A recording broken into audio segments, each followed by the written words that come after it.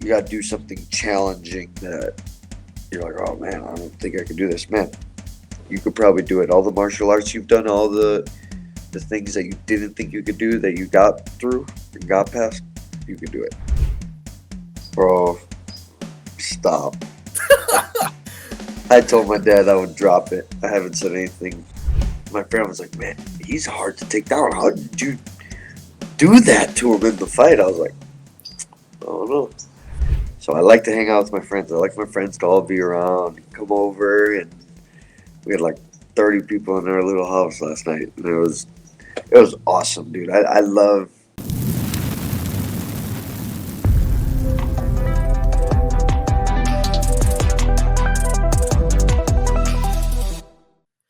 All right, guys, this is Crazy Kev here, and I'm here with Dan Argueta. Dan, how we doing, my man?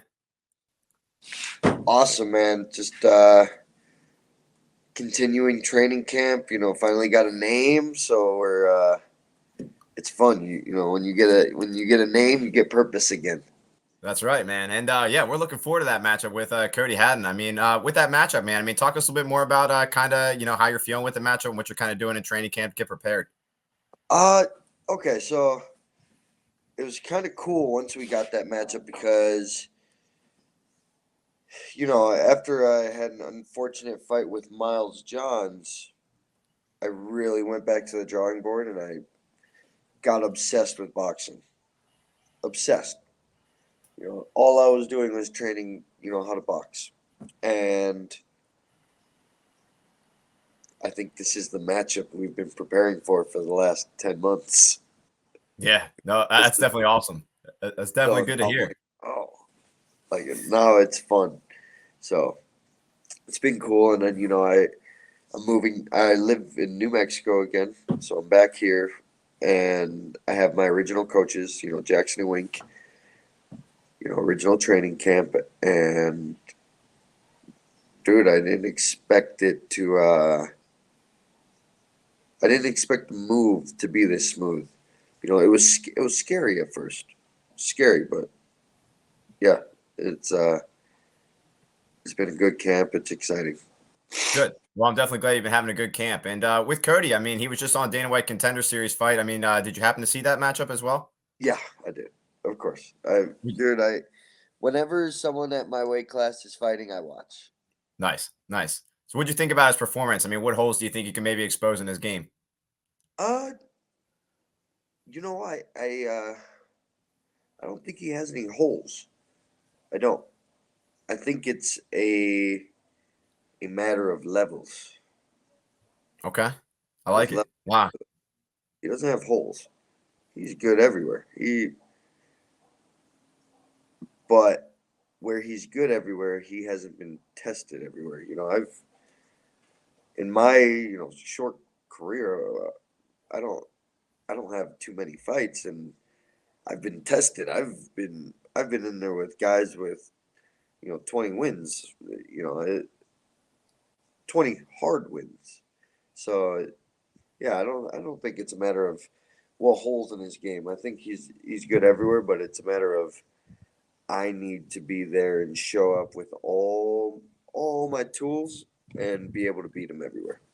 Yeah, no, I'm definitely looking forward to this matchup. I definitely think it's going to be a fun one. And obviously, man, you're a pretty jacked dude. I mean, when it comes to your leg day, I mean, what's your leg day kind of like in the gym?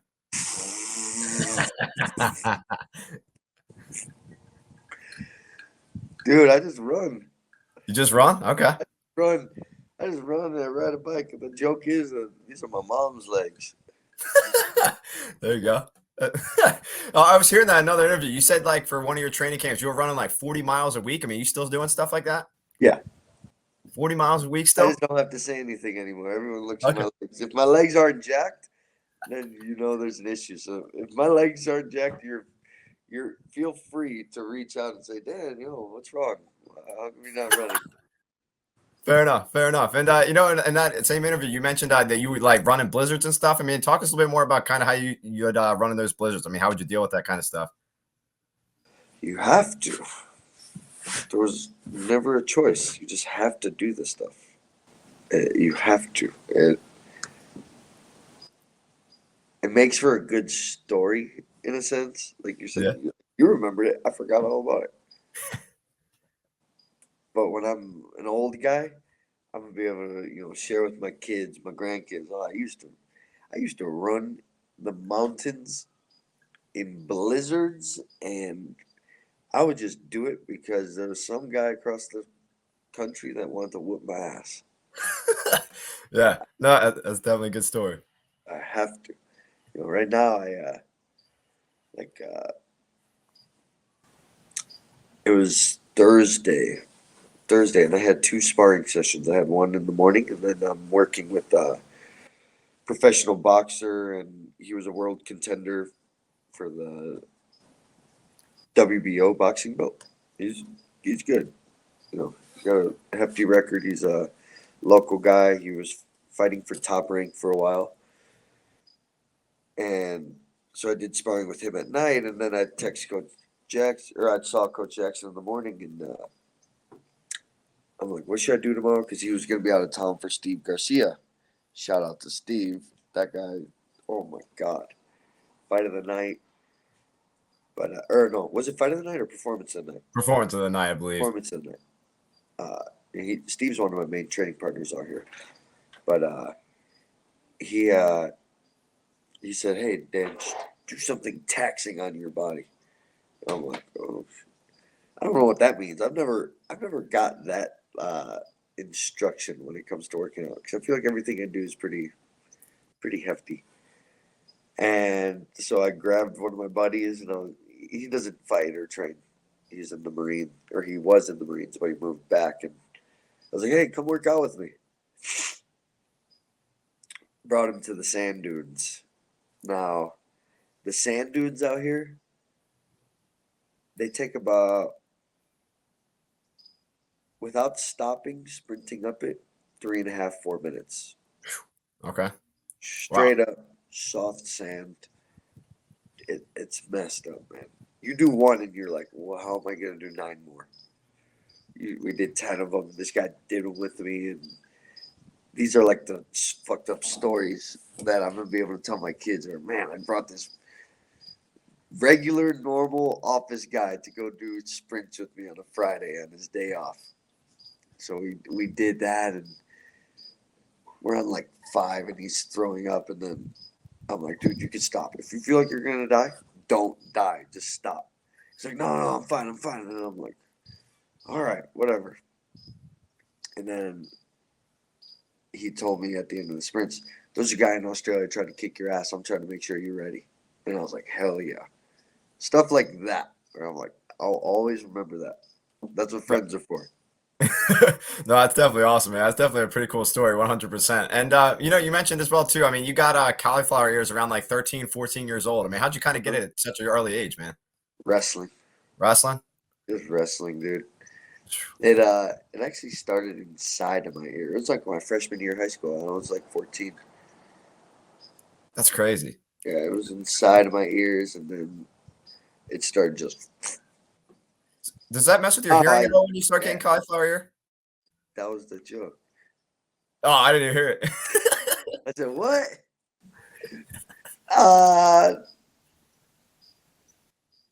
Sometimes. Okay.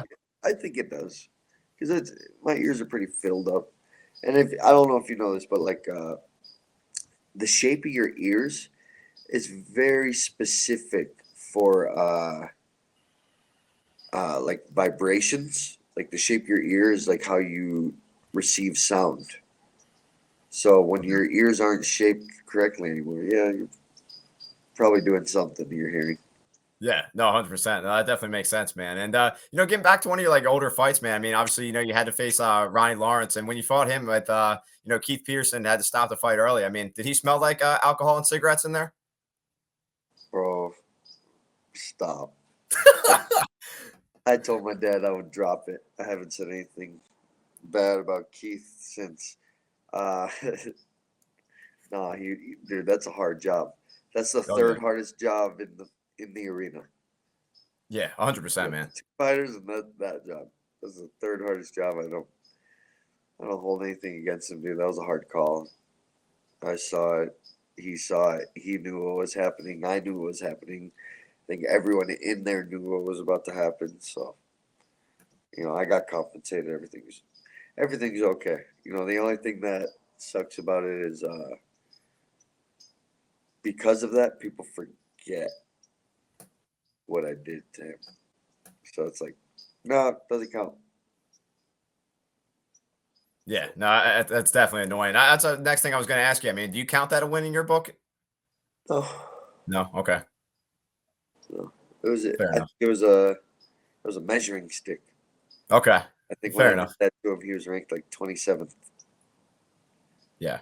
Yeah. So Okay. Fair I was enough. like, oh, I could do that to these guys.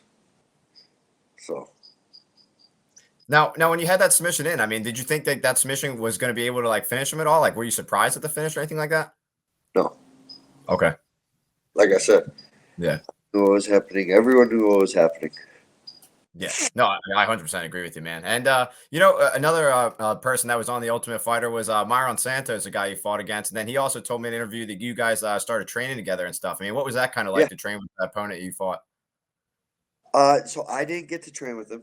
I was in Vegas uh, for rehab for surgery after my UFC debut, and I brought my best friend with me, Nick Fishback, and he was beginning to fight as well. And I was like, hey, Myron's here. Let's train with him. So I let my friend train with him. My friend was having like a hard time training with him.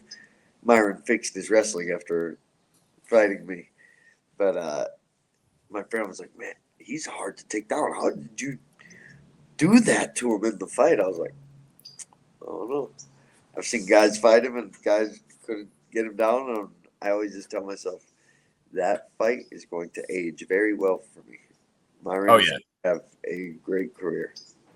Yeah, no, he's definitely an awesome fighter, man. And with you being on the Ultimate Fighter, man, I mean, talk to us a little bit more about your kind of experience being on the show. How'd you enjoy it? I loved it, dude. It was like uh, it was a vehicle for the rest of my career. It brought me on the big stage and let me feel what it really was like to be on the big stage. Uh, and obviously, I wasn't ready for it. I did when I went back to LFA and I treated LFA like it was the big stage. I tried so hard to show people who I was and what I was about and how good I was, and it worked. I gained a lot of fans fighting for LFA afterwards. Um, yeah, it was an experience that needed to happen. I Yeah, needed to be on that show. I needed to lose. I needed to get better and realize the levels. fair enough. And with you being on the Ultimate Fighter, I mean, was there anything on the show that they didn't air that maybe you wish they might have showed on the show? Yeah, yeah. I had a wet dream. Did you? And as soon as I woke up, I looked at the camera in the corner of the room and I was like, and I That's walked hilarious. outside and I'm like walking like with my chest down. I look at Andre and Lance, Josh, and Andre goes, "It happened." And I was like, "Yup." And we start talking about a wet dream by the pool. He's like, "Oh my God, you're supercharged. You're oozing testosterone in your sleep." That's hilarious. That's definitely pretty funny, man. And yeah, with you being obviously, you're a beast and stuff in the cage. And when it comes to you outside of the cage, man, what do you typically like to do? Shit, man. Well, since we just moved back, uh, it was my fiance's birthday this week, Nice. and we accidentally had like a razor last night. So I like to hang out with my friends. I like my friends to all be around, come over, and we had like 30 people in our little house last night, and it was awesome, dude. I love the little community I've made with all my different friends. It's special, you know. I will say that like working around the property and the house and making everything nice for my fiance is that's what I like to do for fun. Like in between practices, I'll come home, I build shit, work on shit, and it makes me happy. It's my fiance is a dentist, so she's very good at what she does. Yeah. Me, I'm a fighter, but then on the side, when I don't got anything to do, I want to make sure the house is everything's put together for her. So No, I that's said, awesome. yeah. So I think that's what I like to do for fun. I like to work on our stuff and make sure everything's put together. That's awesome, man. That's definitely some cool stuff there. And outside of the cage, I believe you mentioned you used to do a little bit of hunting as well too. I mean, talk to us a little bit more about that. Dude, I've never killed anything. Really? Okay. Yeah, I've my mentor. Oh man, that's crazy. My dog just caught a cicada Oh wow. and she's eating it. Oh. Ew, ew. Uh, I helped my mentor guide. I did that a couple times last year, and then this year I have a sponsor that's actually going to give me a hunt, so I get to go on a hunt, my first hunt this year. Wow. So Okay. I'm excited. I'm excited. I want to start bow hunting. Now that Okay. I have all the people around me to do it. So Well, definitely be pretty cool, man. And when it comes to hunting, you said you haven't killed anything yet. I mean, that just because I guess you just started, or talk us a little bit more about that. oh, actually, no, I lied. I killed a duck, Oh, you did? Okay. but I What was lost. that experience like? It was exciting. It was Nice. exciting. No, it's always like okay. So when I'm with like friends or sponsors and they get something and then they cook it, it's always like hell yeah, we did this. It feels nice. So I'm excited to go on my first hunt and like be able to put my own food on the table. Oh yeah, no, that's definitely some pretty cool stuff there, man. I'm looking forward to your next trip. And when it comes to last night, I mean, Isaac Dolgarian, he was on the card, and he was like a massive favorite, and that was a guy that you were scheduled to face at one point. I mean, what'd you think about him being like such a massive favorite going into that fight? I I don't know I don't know who he fought. I've never seen that guy. I hope he's a favorite. Oh, here's Isaac's a big very one. talented, dude. That dude's good, and he's making waves at featherweight. Yeah, no, 100%. But like I said, I better be a favorite. I've never heard of that guy. Have you ever heard of the guy he fought? I mean, yeah, I've heard of him, but I mean, that was a crazy favorite, though. Did you hear about that, man? That was like minus Uh-uh. 2,000. I didn't know that. Yeah, yeah. I mean, you were a Okay, favorite have you against him, seen though. that guy fight before? The guy he fought? He fought, yeah, I seen him because he's on Terrence McKinney's highlights. You know what I mean? Terrence McKinney got him pretty good. Okay, That's kind of the only reason I know him. he You know was what I on mean? a Terrence McKinney highlight, and that was at featherweight. Yeah. That's crazy. Yeah, I know. That guy was. No man, Isaac's good, dude. I like him. He's fun to watch. Uh, yeah, I have no issue with him. I think he pissed me off when we were supposed to fight, only because I'm not gonna name what the management is, but they didn't tell the UFC until 4 days before the fight, 3 days before the fight. It was I think it was Tuesday when I found out, dude. That's brutal. And then they already had a replacement set up for me a week before. Oh, wow. Yeah, they just didn't. That's Management, the dude, he didn't feel like reaching out to me to tell me, like, dude, no issues. We're working. Just, you know, be a good martial artist. Be a good person. Okay. yeah. So that pissed me off. Uh, and after I wouldn't say barely beat a Gary. I played it safe because I needed a win. That was very dumb. I learned my lesson to never do that. Always go in there, use everything you got, and try to finish this guy. even if you get put to sleep in a guillotine. Okay. Try to rip their fucking heads off. And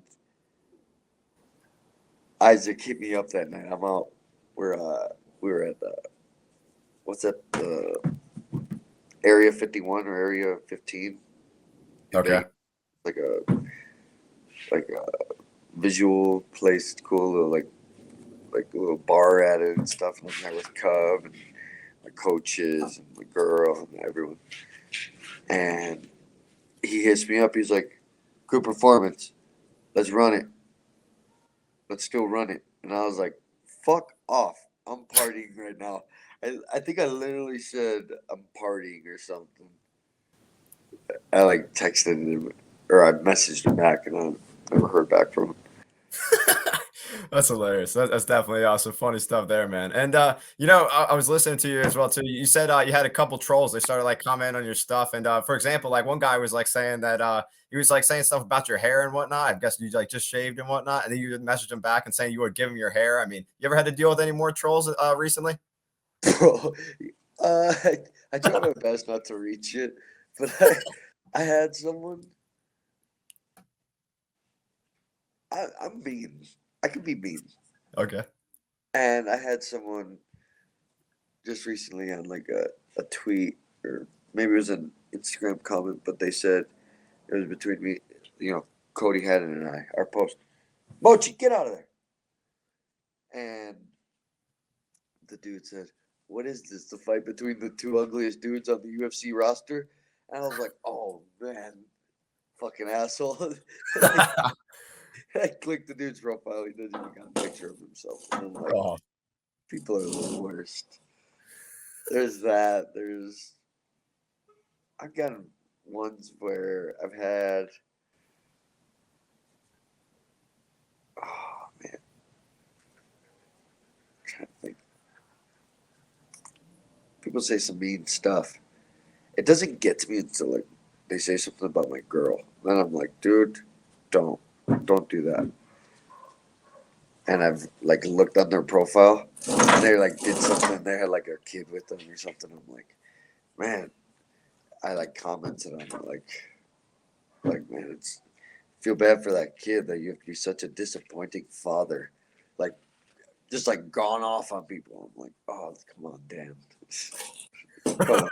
The guy will like delete it, message me. Oh, I'm sorry, dude. Fuck you. yeah. Yeah, that's how it always goes. That's hilarious, man. And in that same interview, you mentioned you said you were a fuckhead in college, man. What were you doing in college? You claimed that. Not going to class, not doing extra training. I was good in the wrestling room, but I wasn't doing the extra. I wasn't going above and beyond. Now doing what I'm doing, the effort I'm putting into it, dude, I can I think I can go get my master's while doing this because I just have that mentality now where I'm always on the go. I'm always doing shit and I want to be good at everything. You know, I wasn't cooked yet. There you I go. wasn't fully cooked, but I needed that. I think if I didn't if I didn't fall off the rails like that, I wouldn't be here right now. I needed to. I Yeah. needed to see why I didn't deserve to be the best. Yeah, no, that's definitely some good stuff there. I'm definitely glad you're you're back in it. And one thing I wanted to ask you about as well too, man. If you ever had one shot or one opportunity to seize everything you ever wanted in one moment, would you ever capture it or let it slip? Eminem. Yeah, you remember asking Danny Silva that? There's a story behind that Okay. about why I said that.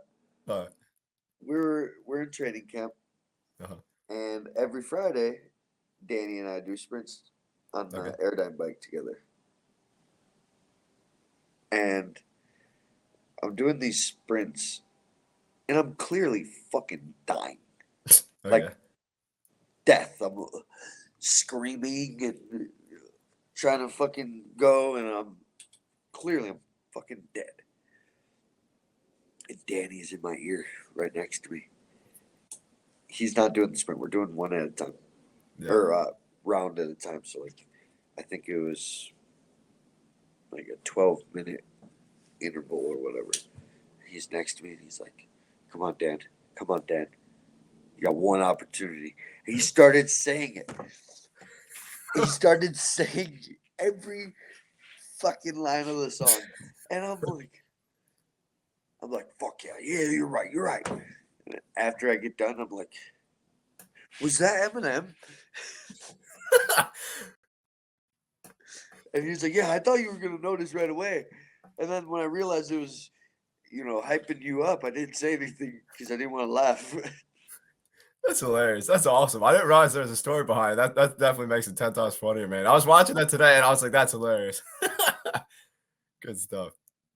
Yeah, man, 100%. One thing about me, man, as well too, I wanted to ask you about is I'm a Taekwondo instructor. I've been teaching for 6 years now, and I've been training for 19 years. So I love martial arts, man. I've been doing this since I was 5 years old. And with all the guys I got at my gym, what advice would you give them to keep on coming into the gym and to get better and better every day? Someone out there that can kick your ass. There you go. Don't let it happen. That's right. I agree. Someone out there, whether it's competition, whether it's freaking someone picks on you, whether someone pushes you, whether you gotta help the old lady at the grocery store not get her purse taken from her. There's someone out there that's willing to try you. Be ready. Stay ready. Keep getting better. Yeah, man. I think we got to bring bullying back just so that these people know that you gotta do martial arts, man. You don't want to get bullied? Do martial arts. No one's gonna pick on anyone. Oh yeah. Gotta bring bullying back. I definitely hear you there, man. Like I said, I never got picked on because I wrestled. There you go. You don't see boxers getting picked on as kids. No. You don't see that. You gotta bring it back. No, I hear you, man. Like I said, I All definitely joke. think that's a lot of It's a advice. joke for all those people who. You know what? No, it's not a joke. Just go do some martial arts. There you go. Yeah, stand on it. There Do you some go. martial arts, man. That's right. I think that's what these kids need to hear. That there's gonna be a time where you're gonna need that. Whether you could be 40 years old and you could be at work and you got to do something challenging that you're like, oh man, I don't think I could do this, man. You could probably do it. All the martial arts you've done, all the things that you didn't think you could do that you got through and got past, you could do it. Yeah. I think martial arts really they set a high tolerance for what you can achieve in life. Yeah. No, I definitely agree, man. Like I said, martial arts definitely helped me in many, many different ways. And it's been awesome talking to you, Dan. I definitely appreciate you coming on the show. I mean, Dude, what's thank maybe you your for final having message out there for all the fans out there watching this video?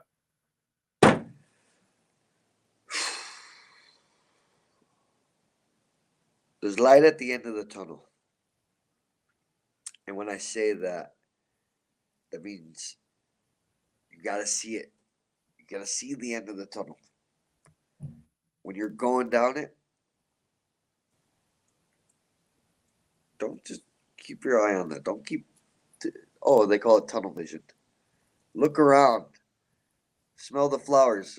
You're in a tunnel, it's probably going to smell like shit. Smell the shit. Look at everything. Fucking feel everything. Enjoy everything. Just, you really have to trust the process. Trust the process. Enjoy the process. Enjoy the suck. Enjoy the fruits of your labor. Just understand that you'll never be in those positions ever again. In those same exact positions. So enjoy them. Feel them. It like for myself,